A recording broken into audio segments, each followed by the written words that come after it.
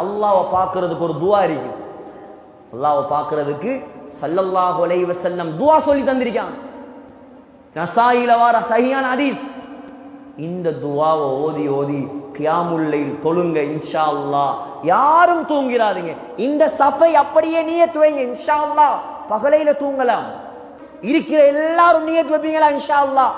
சொன்னாங்க ஸல்லல்லாஹு அலைஹி வஸல்லம், அல்லாஹும்ம ஓதுங்க பாப்போம். அல்லாஹும்ம இன்னி அஸ்அலுக லzzatan nazari ila wajhik wash-shawq ila liqa'ik fi ghairi darra'a mudirratin wala fitnatin mudillatin.